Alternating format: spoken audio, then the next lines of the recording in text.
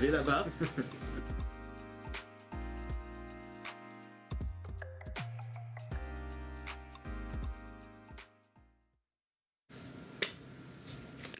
Good morning and welcome. In a few moments, we will be starting our first thematic lab of the new call for innovative action projects. Before we start, if you can hear me and see me, that means that you are all set to enjoy the session today. Just a brief moment of your attention. We will be using Slido throughout the session, so I invite you to scan the QR code or go to slido.com and use the hashtag EOYLab1 and go through the questions that are appearing already on Slido. So please read the questions, grab a cup of coffee, and we will be starting at 10:30.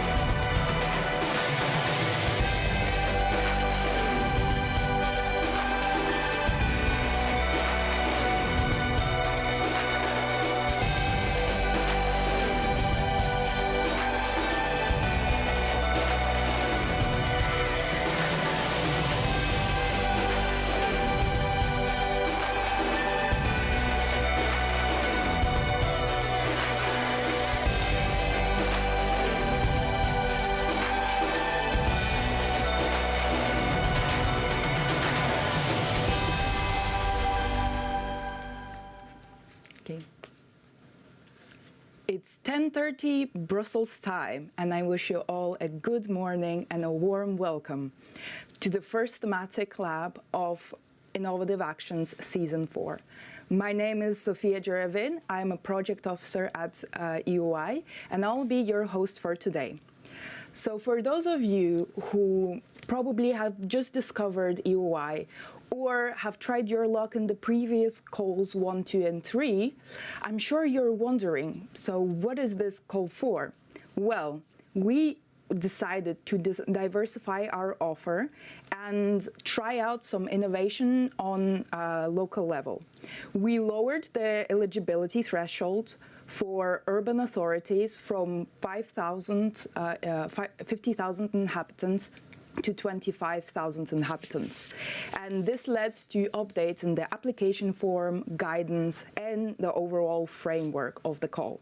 So after months of development of the call, we finally launched our event on the 25th of February, which was last week. And we were overwhelmed and very excited by the number of participants that joined the kickoff. So today's first thematic lab will focus on how to develop a strong project idea in the framework of Call 4. Before I walk you through the agenda of today's session, I would like to ask you to join Slido. You can scan the QR code or go to the website slido.com and use the hashtag EUILab1. We have a couple of questions for you prepared, so go ahead and please answer them. We will be using Slido throughout the sessions for different polls and for your questions during the Q&As. Before you pose a question, we would ask you to first check whether this question was already asked. You can give a thumbs up if you like and enjoy the question. And we will try to answer it and bring it to the discussion afterwards. So let's go through the agenda for today.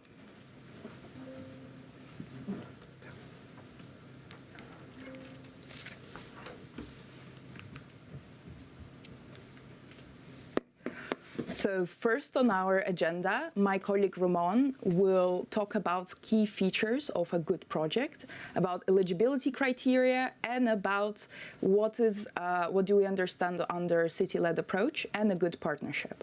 Then my colleague Kathleen, for the second part of the session, will touch upon project relevance and local innovation, what are the core topics, what are the benchmarks, useful resources, and key documents.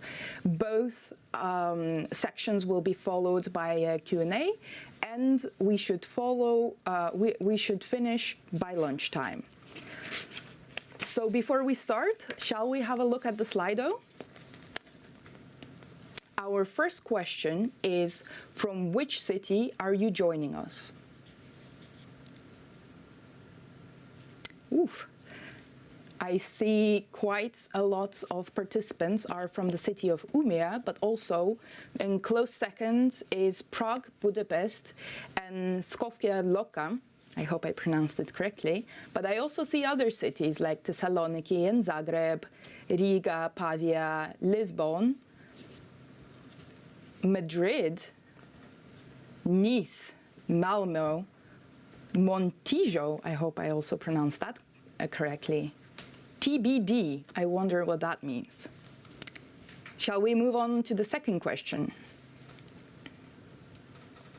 Do you already have an idea of a project you would like to submit? And I see majority of you either have already a project that you're creating or are yet to find the perfect idea. Well, it is good news for you that throughout these thematic labs, we will be discussing a lot about how to develop a project idea and all the different components of the project. So hopefully, by the time March goes by, you will have that perfect idea.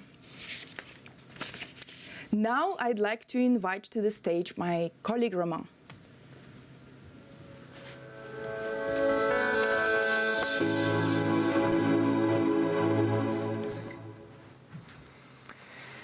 Hello everyone, my name is Romain Turminel. Thank you, Sophia, for the introduction. And we are going to keep on going with a brief reminder about the key features of the Call 4.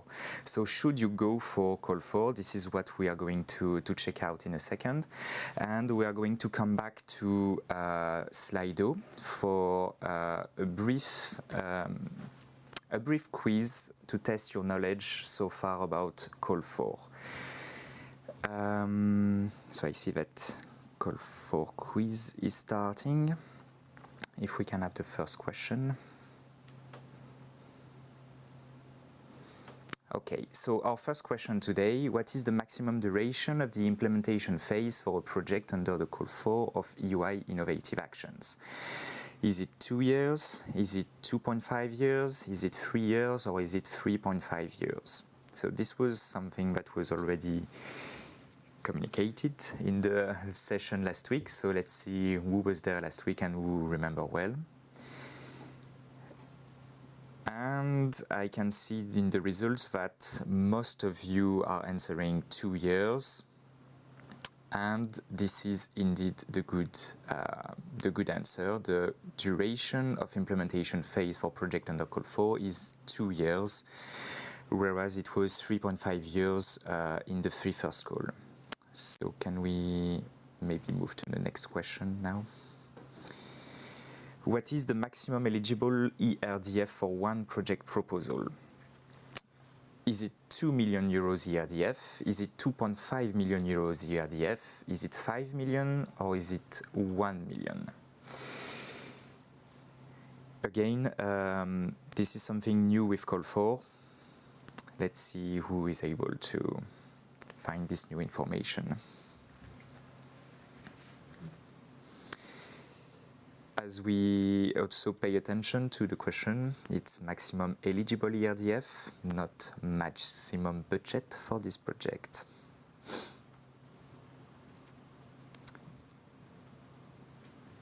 And I see again that most of you are answering 2 million euros, and it is indeed the correct answer. So for your project under Call 4, you will be granted maximum 2 million euros ERDF for one project. So with the 80% of co-funding, this means that your project total budget with your 20% contribution can go up to 2.5 million.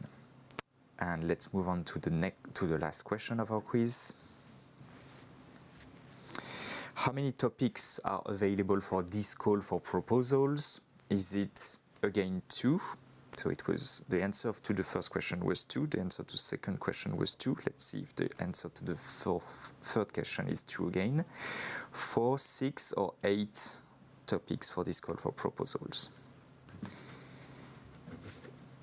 And this time, most of you are answering 6, although it's some have other answers, and the correct answer is indeed 6 topics for this call for proposals. So this is really something to consider, that you have a wide coverage of topics for this call, and really hope that it will give you as much possibilities to really find the good fit for your project under this new call. So thank you for your participation to this Slido, and now we are going to move on to the first stage of the presentation. The key features of this call for proposal: this is a call open to all cities. Smaller cities are applying alone are now eligible, and we will come back to this information in a few minutes. We have a redefined urban innovation requirements with locally innovative projects can be proposed for funding. This is something that my colleague Kathleen will come back to also in a moment. We have a broader choice of the thematic focus. We already discussed it in the quiz, and smaller scale of finance project up to 2 million euros for the project and up to 2 years of implementation. And we have a simplified financial framework. This is actually not something that we are going to cover today, so you will have to come back next time for the next thematic sessions that we will animate. Now, the questions at the beginning of this sequence was, is EUI a good fit for you? Here are the key features of a successful project proposal. The starting point should really be to respond to a local challenge, because this is really where we want project to be co-created. We want to make sure that it will address the needs of the citizen, and you really need to convince us that you will address their needs. So you will have to implement your project with a partnership and with a participative approach. Your project will need to lead to an effective way of addressing an urban challenges. So you have to really convince us and to show us what the project will change in your city. They need to be sustainable and scalable, so you need to prove after the project ends that you will establish a durable change in the city. And your project needs to strengthen internal innovation capacity. So you will have to show that you will learn from this experience. Finally, these cities, this project, they need to be owned by the cities, and this is also something that I will come back in a moment, but we really want the urban authority to be playing a central role in shaping and implementing the solution. But who can apply to this project? We say that we welcome cities of all sizes, but concretely, how does it work? So in this next session, we will be talking about eligibility and who is able to apply. Eligible authorities and population threshold. So there are wide diversities of cities across Europe. We cannot cover all individual cases during this thematic session. So after this presentation, hopefully we will have covered almost all the different cases. If you have a specific case, we will not come back to it here during the Q&A, but you will be welcome to come to the UCPs or to us to ask your single eligibility question. Which urban authority can apply? We will see during this presentation that there are three main categories of cities which can apply in the European Urban Initiative in innovative actions. The simple case, I would say, the category one is one city applying alone. So we talk about local administrative units. It's the idea that one city equals one local administrative unit, and I will come back to this term just with the next slide. The second category is organized agglomeration. So several cities with a legal status of organized agglomeration applying together. So in most of countries in Europe, you will have several cases. So for instance, intercommunalité or métropole in France or città metropolitane in Italy, etc. You will have a lot of different cases already of this type of organized agglomeration already existing with a legal status. The last case is really for cities who are a bit smaller than the threshold, or who would like to apply with one partner, one other city, two cities who would like to join forces to apply together. So without a status of legal agglomeration, and we will be, there is also a possibility for two cities to apply together in this type of situation. But concretely, how does it work? Here on this slide, you have the technical terms that you need to learn to understand if your city is eligible or not. Your reference document will be the EUI correspondence table for the call for, which is available on the web page of the call. This is a table which is based on data given to us by Eurostat, and it will define for each country the local administrative units and the grouping of local administrative units.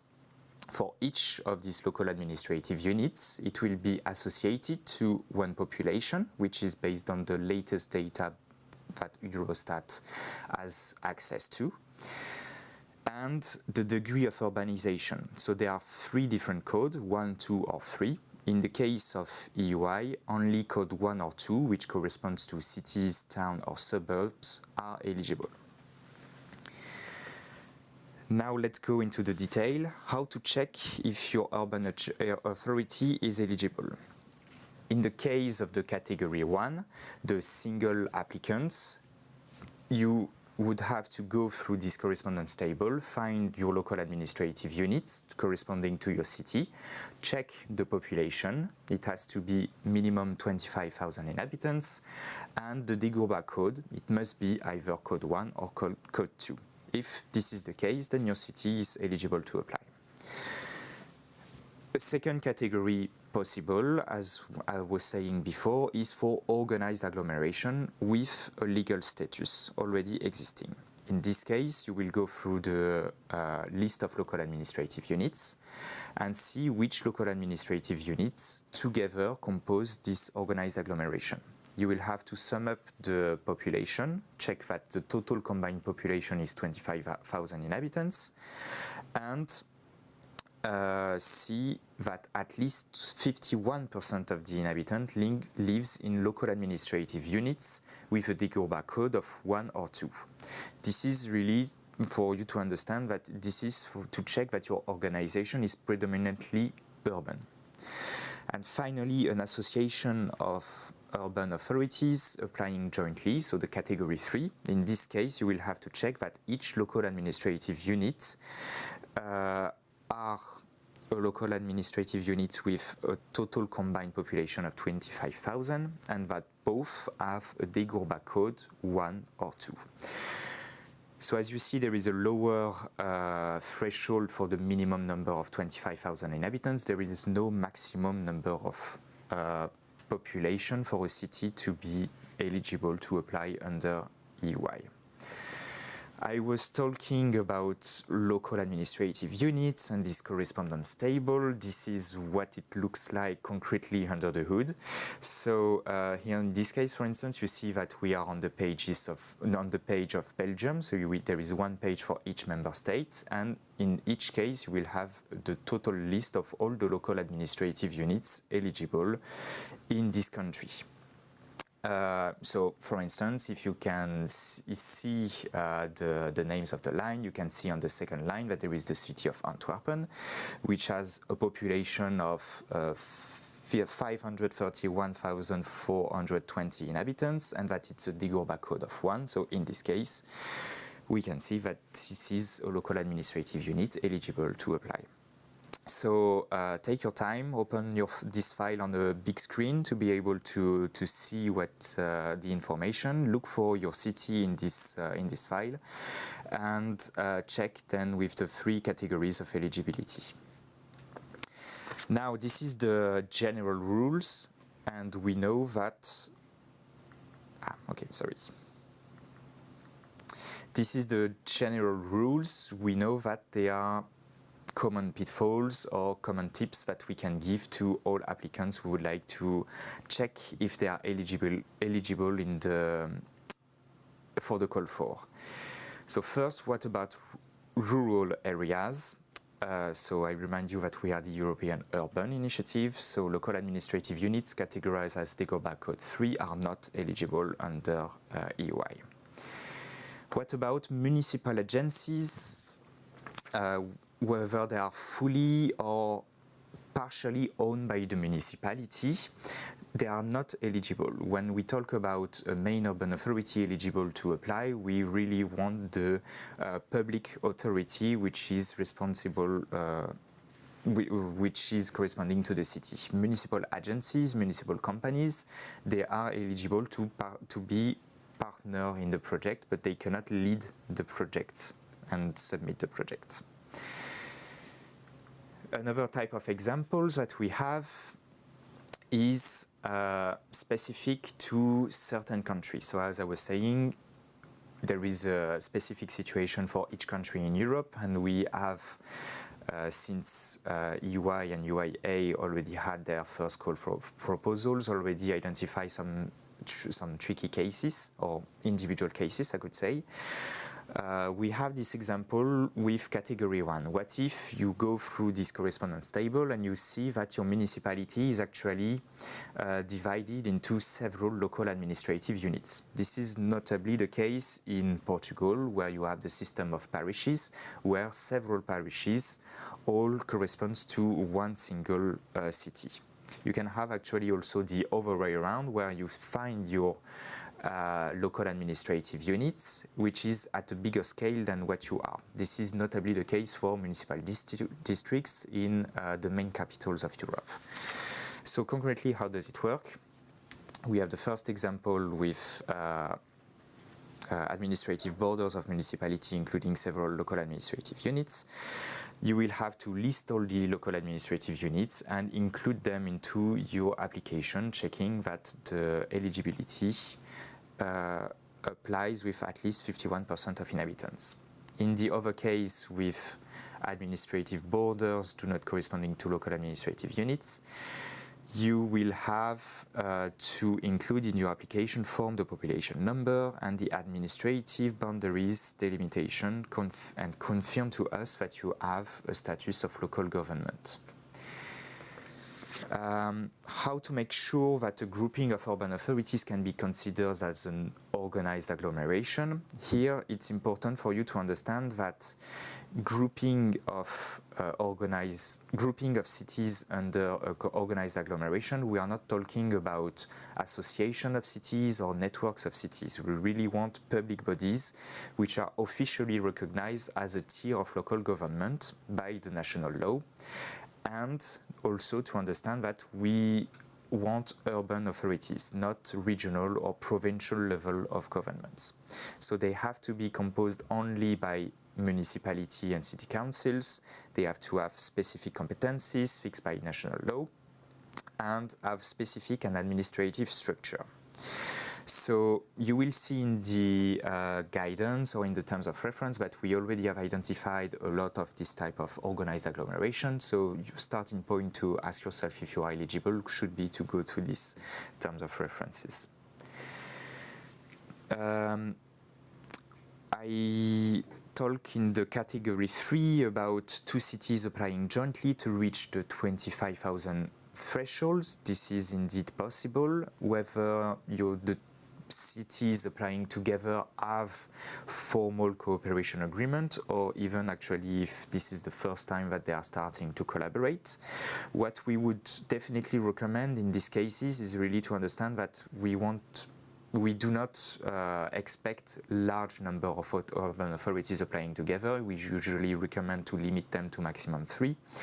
They should be territorial contiguity between these cities, so we do not have this rule to have, for instance, one city from Spain applying with a city from Finland. This is really not the idea between having this capacity for cities to work together, because you should really demonstrate the relevance of the association to address a common challenge.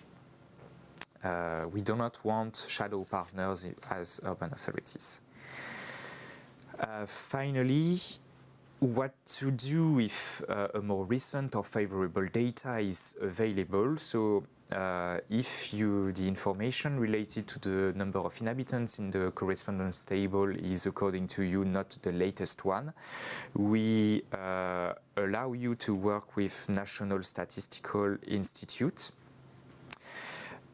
You will see on the guidance this link to access to the website. It's actually on the Eurostat website, and if you go through this to this website, you will see a list of the eligible recognized national statistical institutes, and look for more recent data for the population. In this case, you will have to include all of this data in the application form and show us that more recent and favorable data is available for your city. If we do not have this satisfactory evidence provided, the correspondence table will remain the reference document for assessing the eligibility of your city. And last but not least, applicants are strongly recommended to carry out an eligibility self-assessment before applying. We remind you that you have a network of urban contact points and national contact points who are also available to support you to really understand the rules.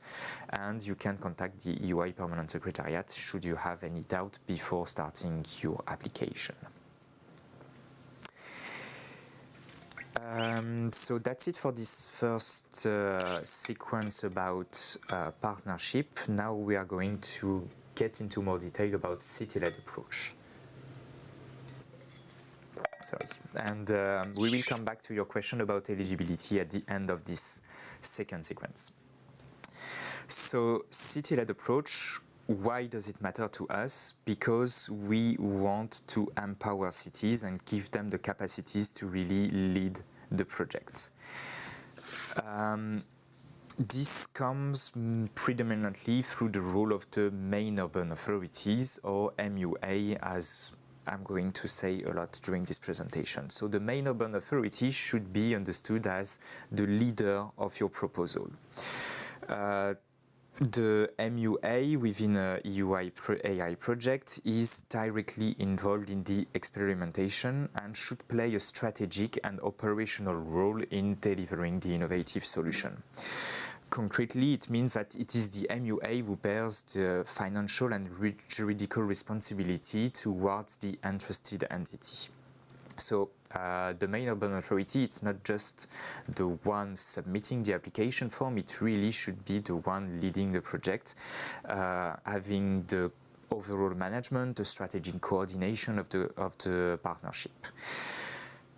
Concretely, in the application form, you will be asked to clarify how the main urban authority is going to lead the project and how is the project going to be city-led in this question C.1.6. And my colleague Kathleen is going to come back to the question in this section C later in a moment. If you paid attention during the previous sequence with eligibility, you understood that in some cases cities can apply together jointly. In this case, you will still be tasked to identify what is the main urban authority, so the one leading the project, and who are the associated urban authorities, so the one who are involved as cities with the main urban authority. So this is the category 3 of eligibility, as I was presenting before. These urban authorities, we do not want them to be shadow partner. They should really be responsible for the delivery of specific activities, and they should have a share of the project budget. So in several situations, we recognize that it's actually desirable to foster functional urban area dynamics, and this is why you have this possibility to work with the other municipality and to improve the delivery of public services. So in order to justify why the main urban authority has to work with associated urban authority, your application should really show how the fact that these two cities working together to deliver the innovative solution are actually bringing a stronger solution than if both cities were tackling a challenge alone. So it's really this idea about working together that you need to demonstrate to really show and convince us that it's necessary to bring these two authorities together. Now that so the city should be the one leading the project proposals, but obviously the city cannot go alone. You will have to bring your friends with you, and this is what we are going to discuss in this section about partnership. First, you need to understand that partnership needs to be co-created. You need to make sure that to reflect these co-creation mechanisms into your project proposals.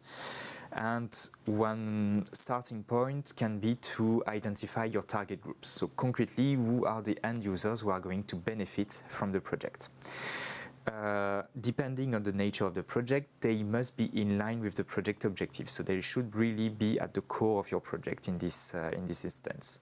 You should show that they are quantified and of sufficient scale to show us that you know who they are and how you are going to work with them. It should be related to your indicators, and you should explain how you are going to address them in your communication activities. In the application form, concretely, there is a specific question which is related to your knowledge of this target group. You are going to be asked in section C.2.1, what are the target groups that will directly benefit from the project, where you will be asked to list them and show us that you actually know them and that you are ready to work with them.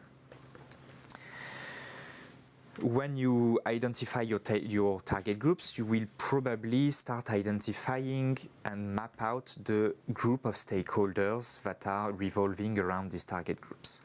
So our definition of these stakeholders really revolved around the new Leipzig Charter. So we advise you to go have a look and to really take it as a starting point to understand what we expect in co-creation mechanism in a project. These stakeholders, we recommend that you involve them with co-creation mechanisms and really explain in your application form how this is going to concretely work.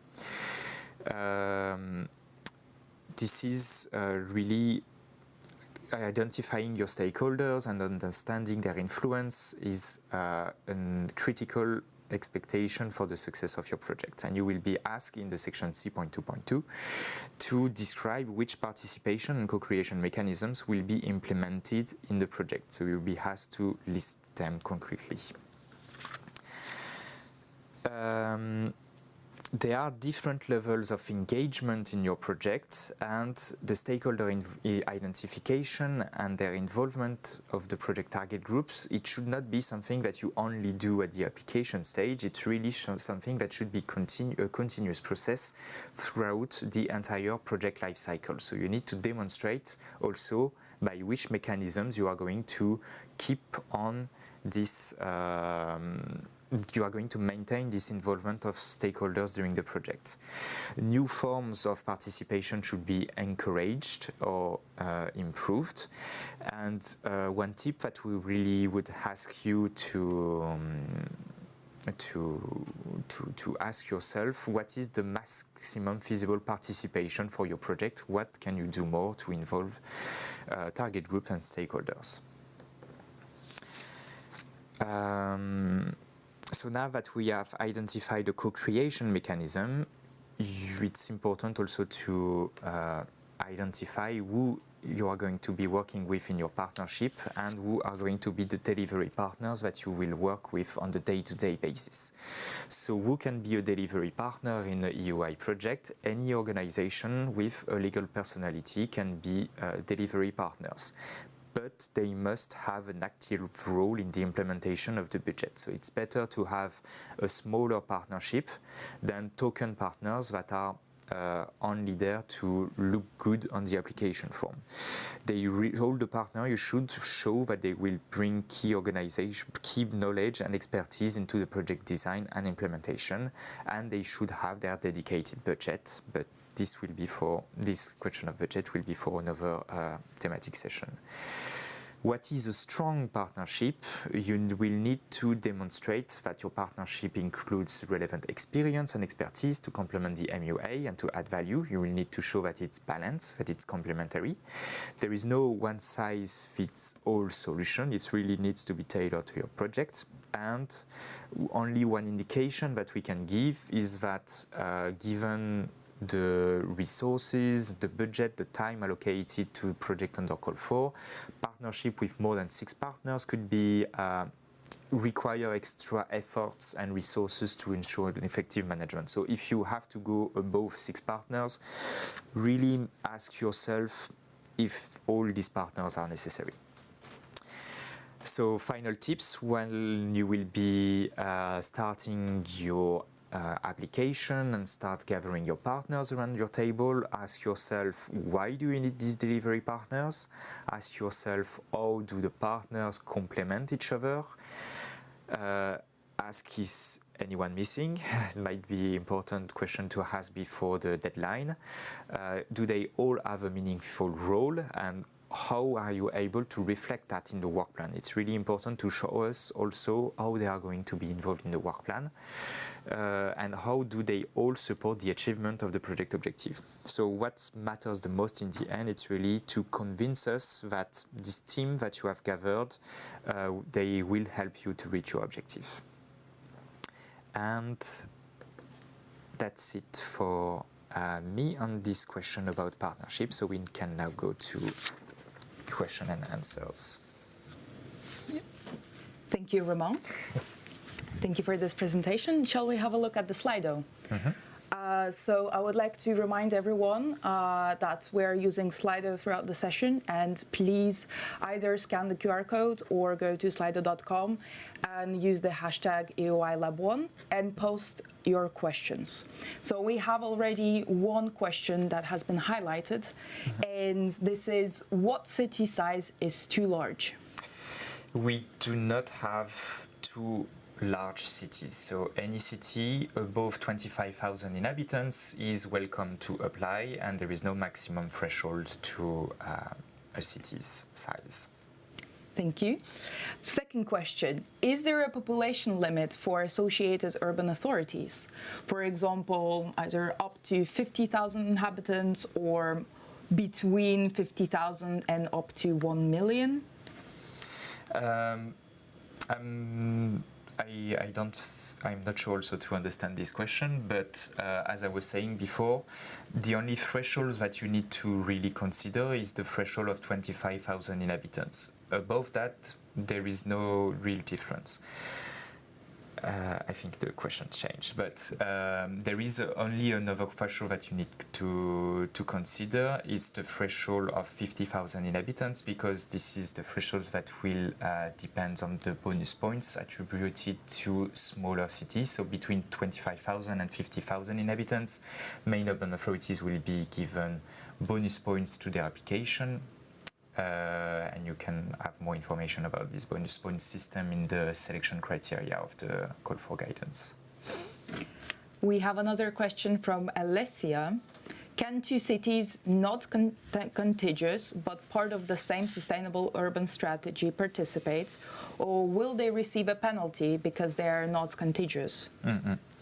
So when we talk about contiguous city, it's not about the fact that the city are not eligible if they are not contiguous, but it's a good indication about what we want to address, because really this rule about having two cities contiguous applying together, it's to really allow some cities who would have a common challenge to address this challenge together. And as in EUI innovative actions, we want cities to address local challenges. It makes sense that these local challenges should be addressed by two cities working together.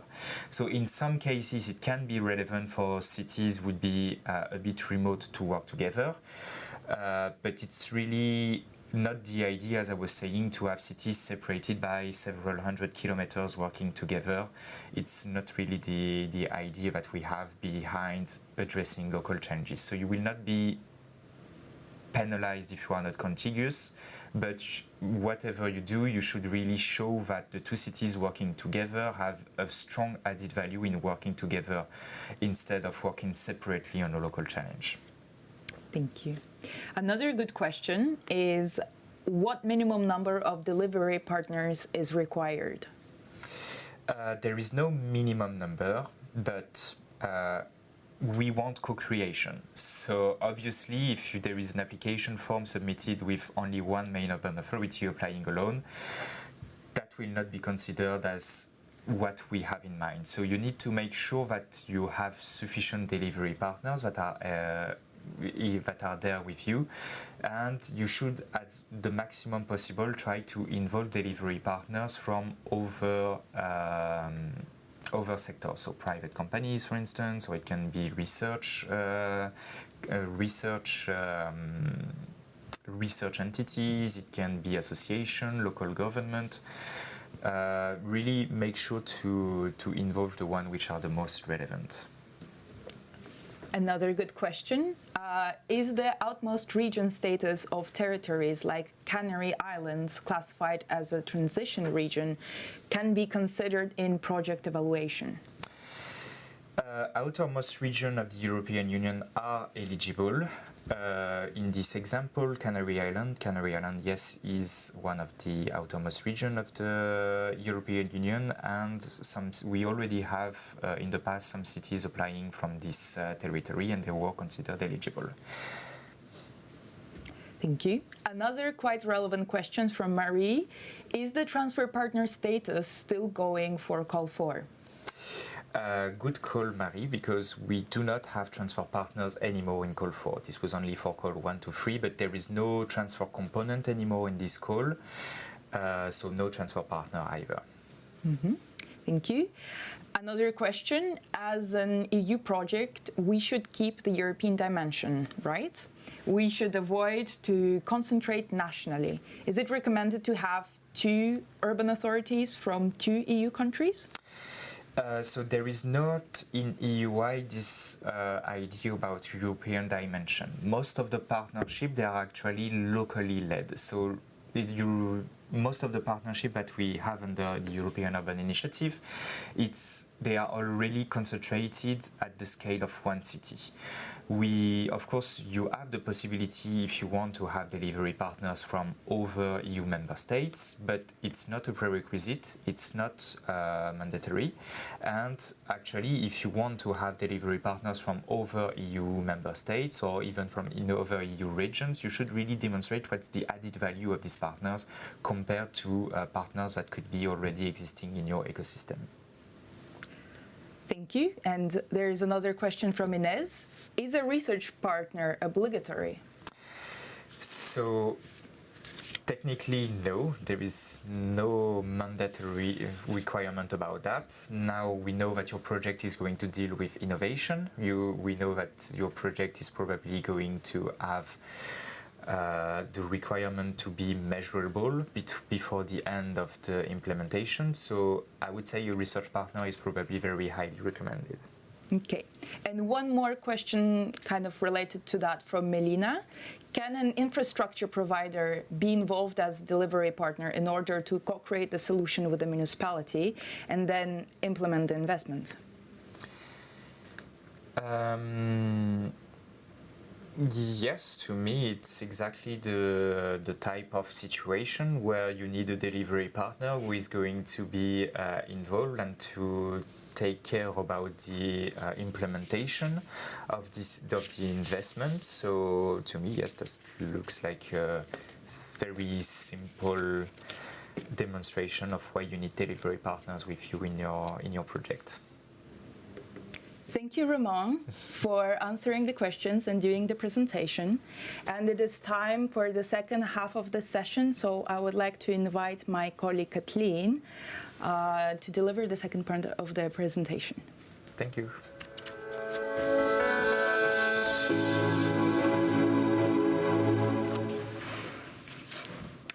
Good morning, everyone. I'm very happy to be with you today.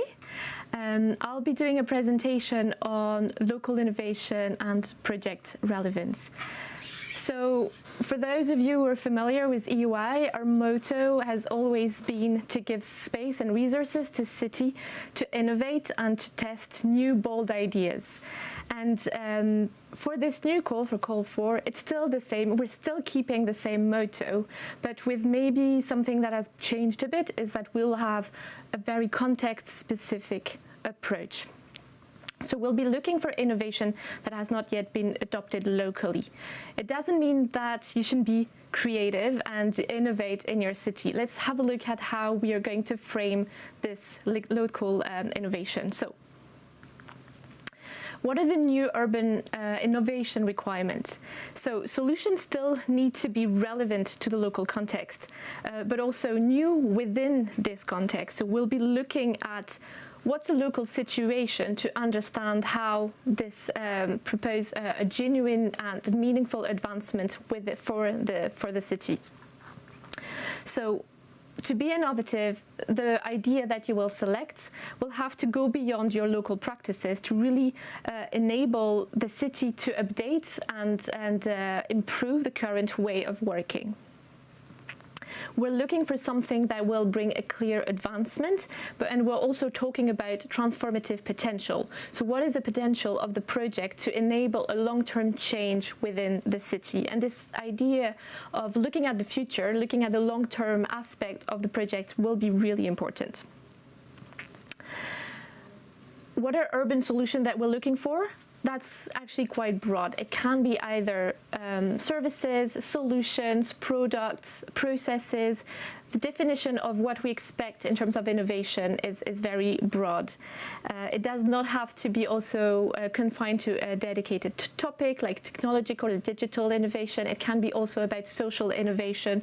So what we expect can cover a lot of different types of ideas. One of the key change for this call is that we will welcome both projects that are entirely new at the level of the European Union, but also some projects that maybe have been partially or fully tried and tested already in the EU, but have not yet been adopted locally. So both options are possible within this call. And then you're probably wondering, then how do we have to demonstrate that this is indeed innovative in my local context?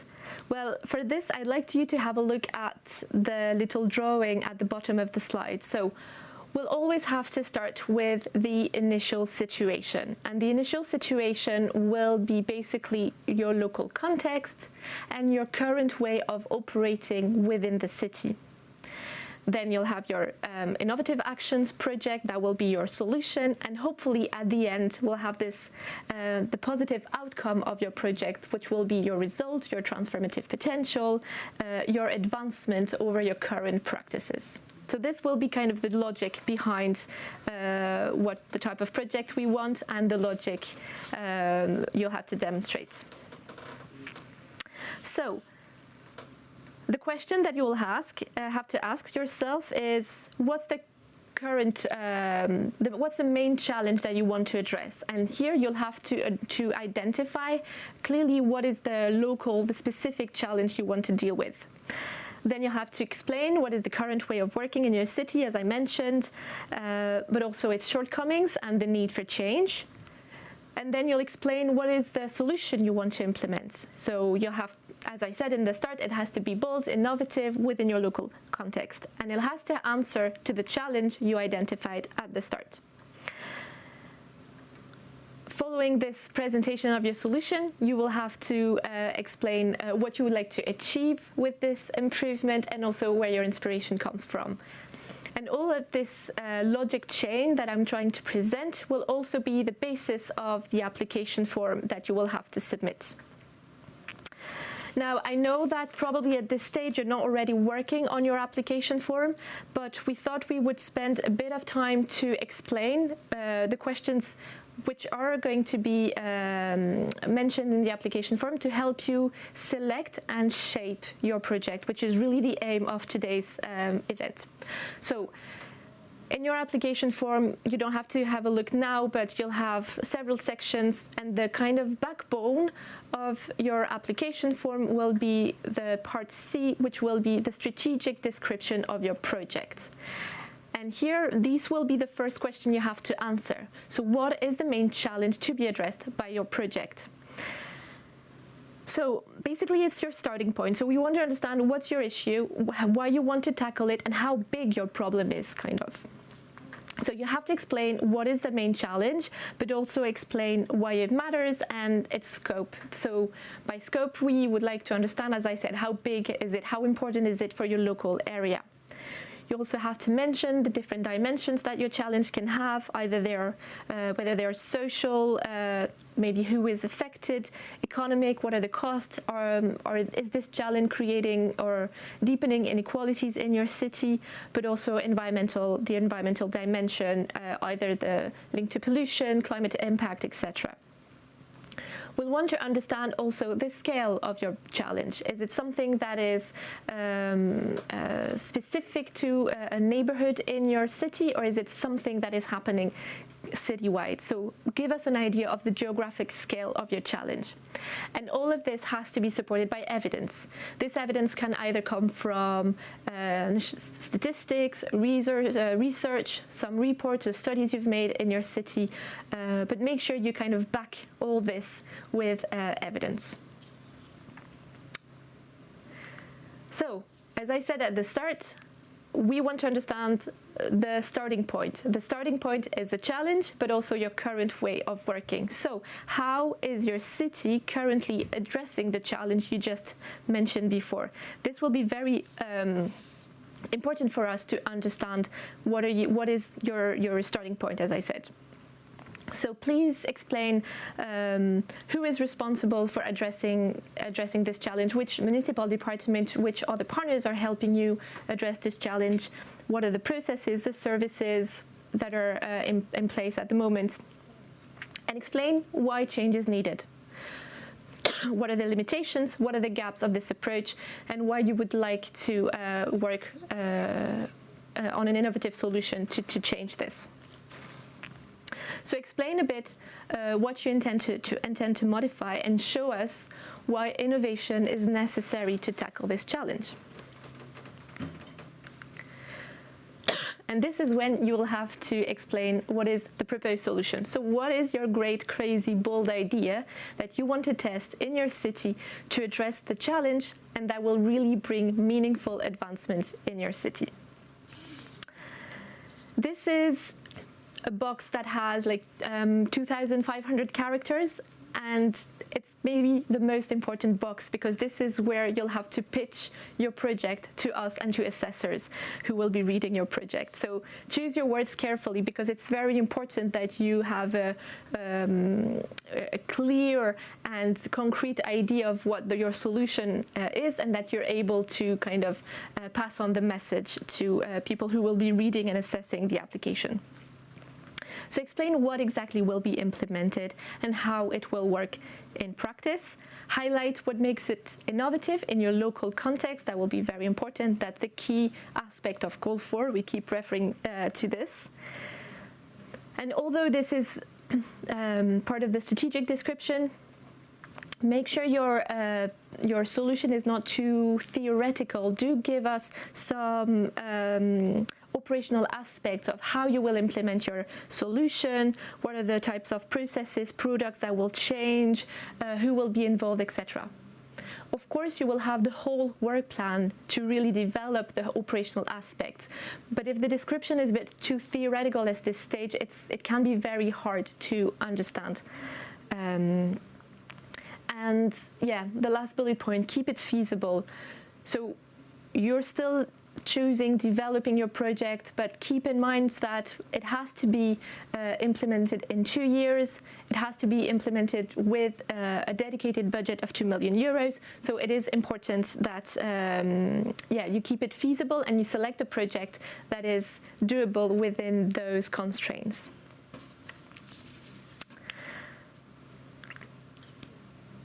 So we know the local situation. We know what you want to do, what's your innovative idea, but what would you like to achieve with implementing this innovative solution?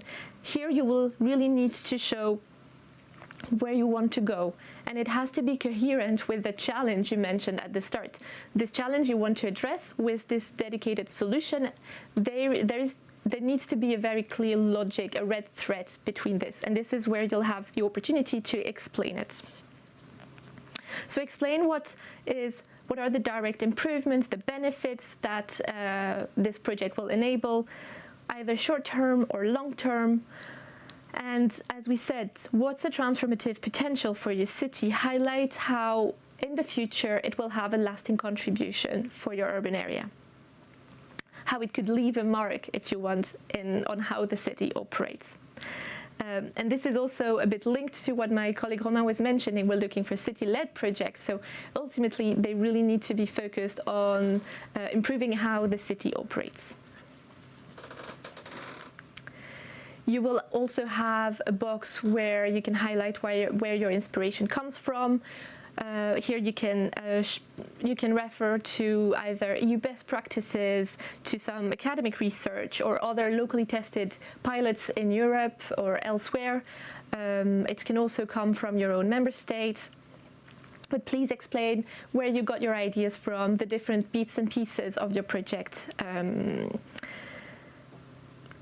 At this stage, this is also important because you're probably doing your research, trying to understand what can be interesting and applied to your context. So keep track of all these ideas that you have to be able to fill in this box when you'll be working on your application form.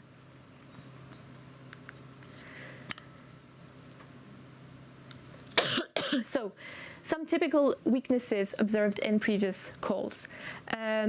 Stay focused. We know that cities are facing a lot of challenges at the moment.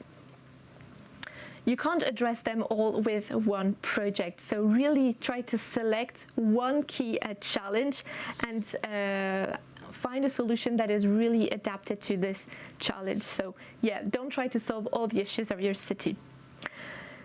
Describe well your challenge, and for this we really recommend that you make use of data. Make sure you have data also at the right level. We said at the start, if your project is at the scale of the neighborhood, it would be ideal if you had data at the scale of the neighborhood to be able to understand and support your idea.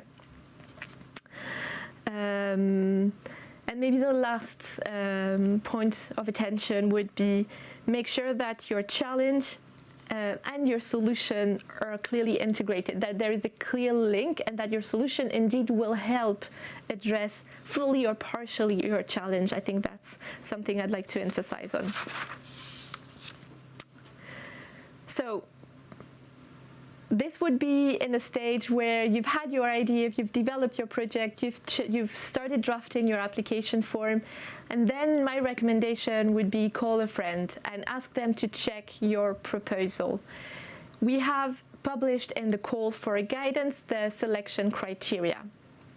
When we're thinking about project relevance and innovation, which is really the starting point of all project, there is a dedicated criteria linked to this, and I've put the full wording on the slides. And I saw that we had a question, will we share the slide? Yes, we will, so you don't have to read it.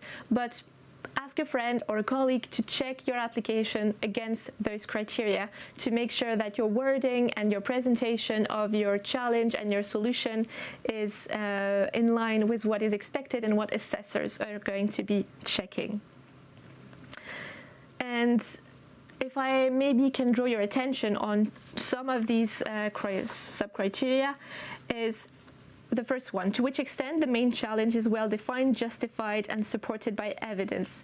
So here, this is really the starting point of your local situation, so keep in mind it will be checked as part of the assessment. And maybe if I can go directly to the third one, how convincing are the explanations that the solution is innovative in the local context? So this is why you really need to help us understand what is your local context and what your solution is bringing to this local context. And now I'll just jump at the very last criteria at the bottom, which says to which extent does the project align with the call topic. And this is a perfect bridge for me to mention what are the call topics, because, okay, it has to be in line with your local context, of course, but it also has to be in line with the topics of call for. So these have been selected by the European Commission, and they also are part of the big policy orientation for the future for cities that are focusing on these 6 topics.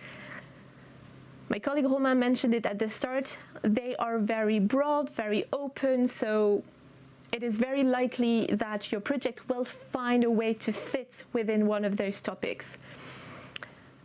We really recommend you to read the terms of reference, which has some more details on each topic, and also the city's agenda, which is the full lengthy document which really details what are the policy orientations of the European Commission with regard to urban areas.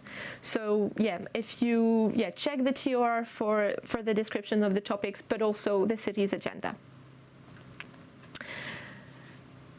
And finally, some resources and documents that are very important in terms of policy. I just mentioned it, the city's agenda. That's the maybe your very important document. And we talked about also finding inspiration for innovative solutions. You can have a look at project databases. We mentioned a couple here, either EUI, UIA, our predecessor initiative, but also URBACT, Quartus, Eurocities. A lot of database exist with ideas for urban projects. And another document that I cannot recommend you read enough will be the call for guidance. We have guidance that is specific to call for. If you are familiar with, or if you've already read the previous guidance, it's different. You don't refer to this one. Really move on to call for guidance. I don't think we can say it enough because it has all the updated information. I think that's it for me. We can now have a look at the Slido questions and move on to the Q&A. Yep. Thank you very much, Kathleen, for this informative presentation. And we're happy to have you here with us. So we have one question, and the question is about, can we upload graphics and maps as evidence in the proposal to explain the urban challenge? Mm-hmm. So indeed, you will be able to upload some annexes to your application form. So at the end, you can upload any type of document. Just make sure that there is no key information that is missing from the application form that is hidden in your annexes. So you can upload a map or you can upload something else, but make sure that the core elements are also mentioned in your application form. Thank you. Next question from Ilaria. What is locally innovative exactly? Can the solution be tried and tested if local need is demonstrated and has not been implemented before? Yeah, this is exactly what we mean by local innovation. If it's relevant to your local context and has not been tested before, then yes, it is probably innovative in your local context. So yeah. Thank you. Next question from Mikhail. Is the call limited to projects which are shovel ready to be implemented, or must be implementable in full by the end of 2 years period? So my answer would be that they need to be implementable by the end of the 2 years. Indeed, like we have specific constraints that are also linked to like the entire programming area of European funding. This is how it works with limited periods, and we're approaching the end. So we really need to make sure that all of the projects will be able to be implemented in 2 years. So when you're choosing your project already, you need to keep this in mind to make sure that you're submitting something that is doable in 2 years. And then in your application form, this is also something we'll pay attention to make sure that the elements you're providing us are convincing and are justifying the fact that this is something that is doable in 2 years. Thank you. Another question is about whether the main target group are citizens of the MUA, if it is okay, and the communication actions only focus on citizens, or does there need to be a wider focus of the project? It really depends on the project. So it's very specific to the challenge you're trying to solve. If citizens are somehow the end beneficiaries, then yes. But it can also be something more specific, like, I don't know, specific professionals in your city or a specific target groups like children. It really depends on the solution you will propose. Thank you. Another question from Luisa is, for social cohesion challenges that are only partially backed up by, for example, statistics, would more qualitative data or evidence, such as interviews, be accepted? So qualitative data can be accepted. Just make sure that you have maybe a sufficient number of interviews to be able to justify your claims. If you've just met someone around the corner of the street who said that this is a challenge in your city, that might not be enough. But if you've had like a study made by a researcher from social sciences, I think that would be solid enough to be considered as strong evidence for your project. Thank you. Another relevant question from VL. Can some of the preparation work, like selecting pilot actions, already be done before the start? Because they have only 2 years for actual implementation. Mm-hmm. So yeah, this is possible. Just keep in mind that the eligibility period for your costs is only going to start when the project starts. So if you've already had some cost linked to previous studies, or for this pilot, for example, the cost won't be eligible if they have been made before the project start date. However, if you have some, as I said, studies, you've done some studies, this also can bring some element of proof that your projects can be done in 2 years. Okay. Thank you. Another question from Marie. At the application stage, is the selected authority required to specify the conditions under which it will involve residents or stakeholders? So I guess it depends what is meant by what are the conditions. If it's about, you need to make sure your target groups is specific, that we understand clearly who is it you want to work with and why you have chosen those groups. If it's more about how you will select them, I guess this can be decided maybe at a later stage. If you have some criteria that haven't been decided, I think it's fine. But if you have them, it's always welcome, of course. Another question that has maybe been already slightly touched upon is, should, for example, building permits and etc. already be available? I guess available by the start of the project. If you have them, great. You can submit them. It's also a proof and even further evidence that your project is doable in 2 years, because you have taken some steps and measures to anticipate all this planning permission stage. But if you don't have them, it's also fine. We have a relevant question from Kiko. If we work on a common challenge between 2 urban authorities, can we simultaneously address similar but individual solutions adapted to both urban contexts? This would be possible. It's not something we are specifically looking for. For example, like in an Interreg project where you would have a shared challenge and different organization in different contexts would be trying to find adapted solutions. So this is not required. If you have a good justification as to why this is what you want to do, it can be something that is eligible in the framework of Call for, of course. But it has to be well framed, because it's not specifically what we're looking for. We're more looking at projects that are implemented in a real urban context at the local level in a city. So yeah, why not? But to be seen, it's not exactly the type of project we're looking for. All right. Do we have any more questions from the audience? One from Joao. Can a project focus on testing adaptation to local context of an existing innovation, for example, based on a solution from a startup with some traction? I guess the answer would be yes. We would have to, as we said, make sure that this solution really is city-led.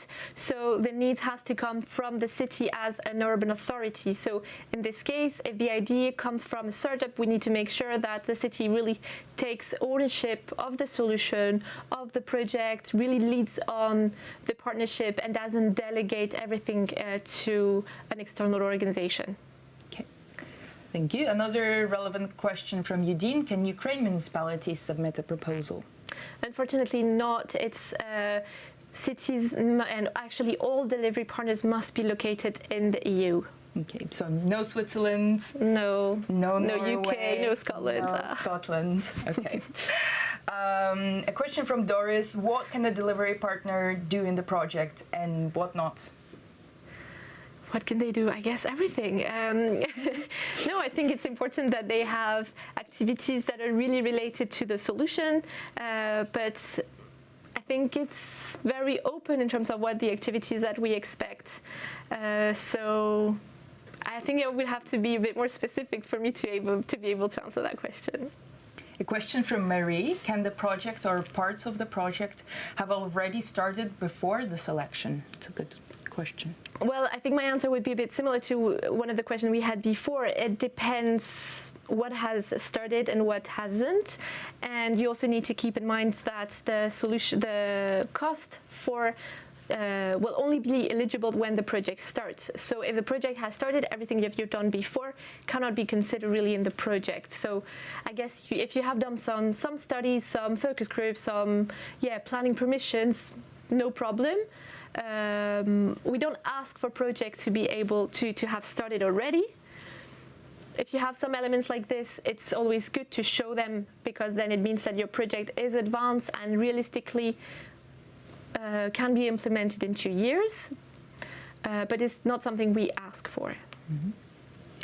Another good question. Will there be an even distribution of innovative actions topics amongst the 6 themes on, for example, 2 projects per topic?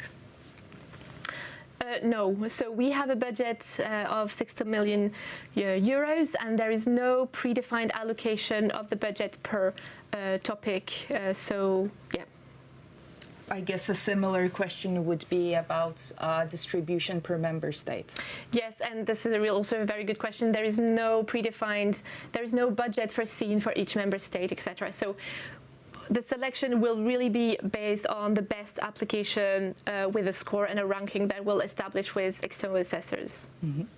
Another question we have is that can we structure the project around innovative actions pre-developed in an URBACT network? Yes, of course, this is something that is absolutely doable. So I would say yes.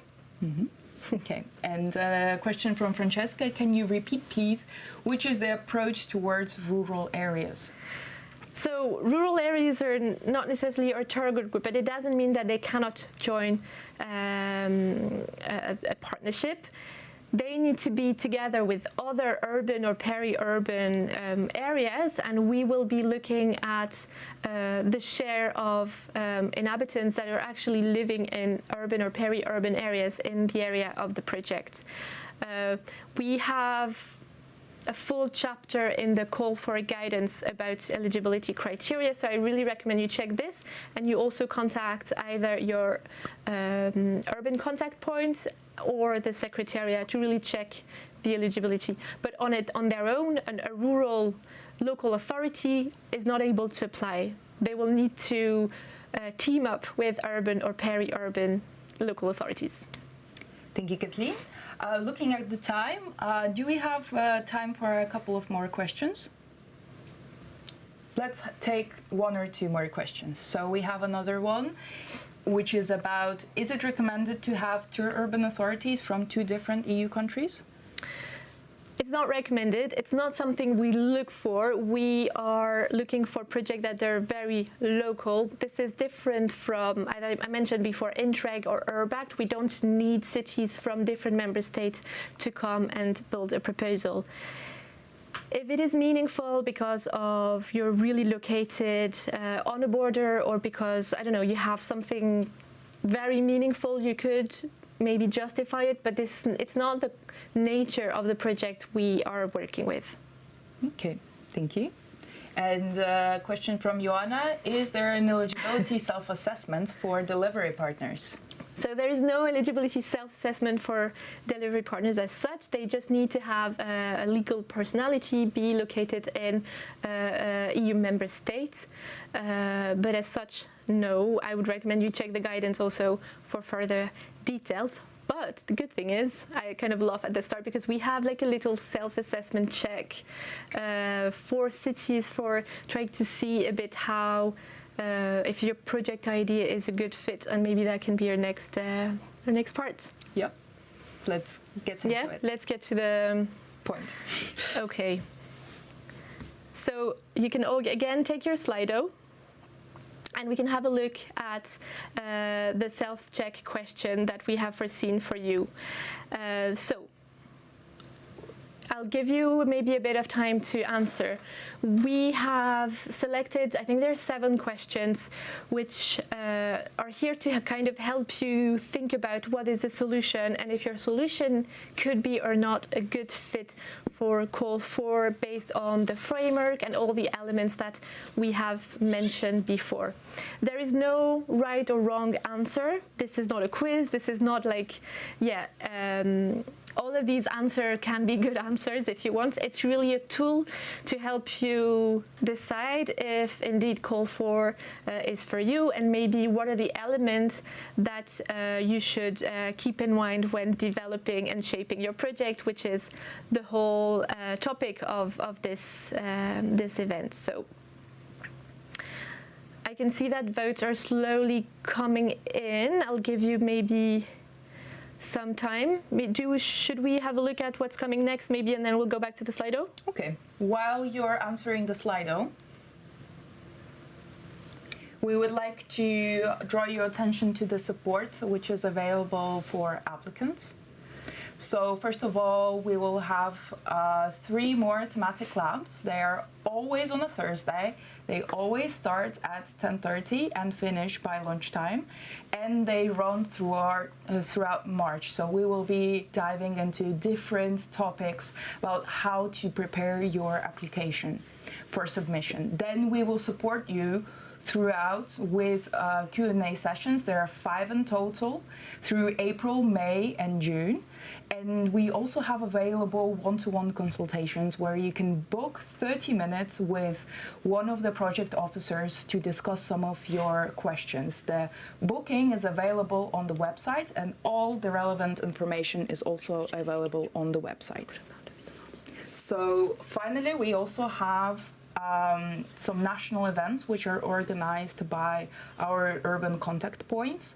This is also some information sessions that are held in a national language, and you can see the schedule listed below, also on our website, with more information and links to register to the events.